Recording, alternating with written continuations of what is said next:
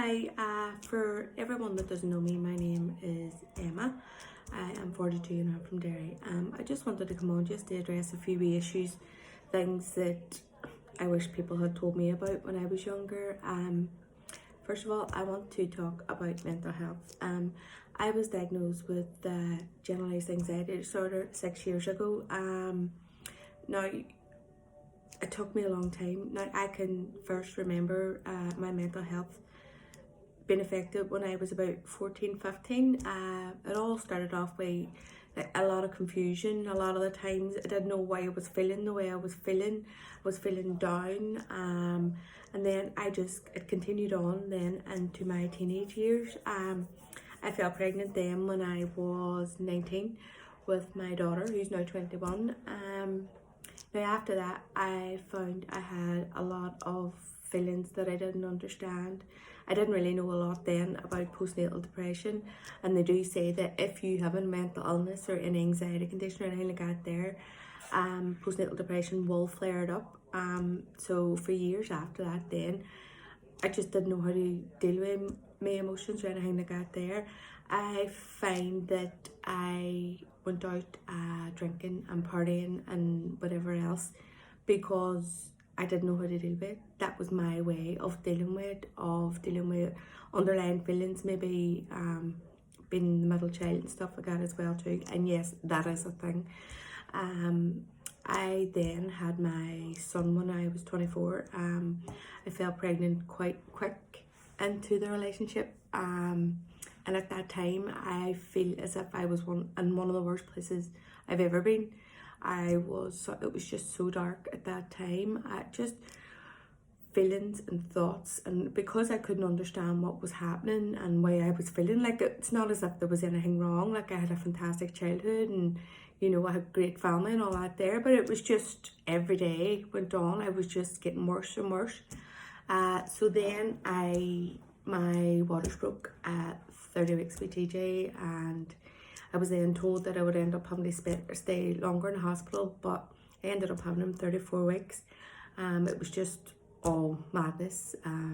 Just couldn't wrap my head around it. But it was the years after that then that my anxiety condition got so much worse.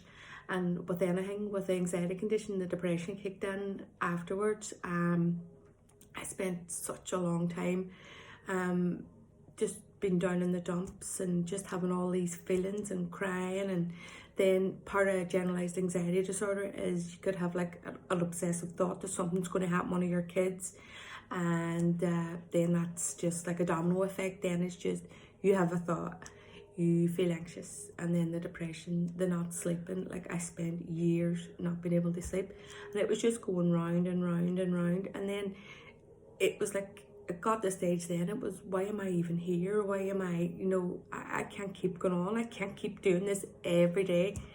And I had a dark time on Christmas. It was after someone that I knew who had committed suicide. And I just was sitting going, no, well, maybe. And I ended up going to my doctor and just saying, look, I want to be assessed. I know there's something wrong.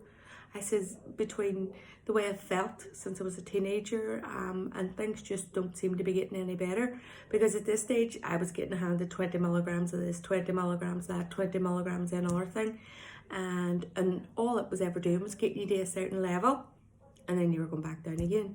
So I waited, I think, 6 months to be seen by a psychiatrist. I was with a psychiatrist for an hour, and she had me diagnosed with generalised anxiety condition, which is where you would have a few illnesses, but it's just all bringing it all into one. But then she says to me, if you're not on 50 milligrams of medication, you're not on a clinical dose. So for years after that then, it was with me, it was getting that diagnosis finally, that I knew my whole life that there was something wrong. So much things that I had done to hurt myself, hurt other people, I know now that this was contributing to it.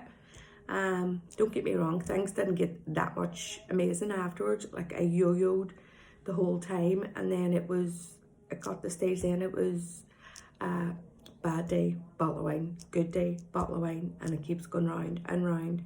So I yo-yoed for years and years, got out of a relationship, and a whole lot of other things happened in between them times, which I will address sometime again. But my whole thing was like, I was using alcohol as a crutch. And anybody that knows anything about mental illness, you have a bottle of wine at night, they just kind of turn them voices off, even for a couple of hours. You get up in the morning and then voices are a hell of a lot louder. So 8 months ago, I decided to, just like everybody else in lockdown was going absolutely nuts. And I just says, right, enough's enough. I can't keep doing this. I can't keep hurting myself, my body, people around me. I just need to get things sorted. So I decided during lockdown, with just off the bat, that I would give up alcohol. I'm now 8 months into it, and I'm feeling absolutely fantastic. You know, I'm not saying, you know, your mental illness is going to disappear or it's a magic step, because it's not. It just gives you that wee bit of clarity that when something does happen, or when you are having a bad day, that you are that wee bit mentally stronger. I am physically stronger. I have lost weight. I have accomplished so much, you know, and I have so much that I want to accomplish, that over the years, so much mental illness has held me back in that respect. But then again, I was my own worst enemy. I sleep great at the minute. I'm still an early riser, but I'm like in my bed for like 10 o'clock sleeping.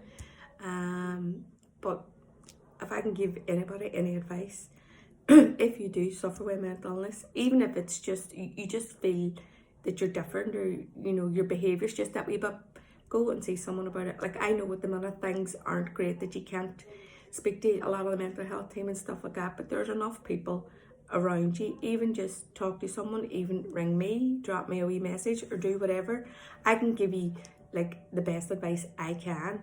Like, I was at a mental health thing one time, and it was all doctors and nurses and social workers and stuff like that there, and I was going on, and the girl says to me, and what is it you do? And I just explained to her who I was, because it was through my Shine Light pageant. And she just handed me a wee badge, and it says expert by experience. I thought to myself, do you know what, that there's the best badge anybody's ever given me, which is true. The amount of shit that I've been through, excuse the language, if anybody can help anybody, I can. You know what, because everything that can happen has happened to me. And at the end of the day, it's made me a stronger person. It's made me who I am.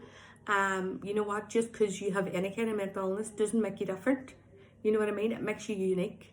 Do you know what I mean?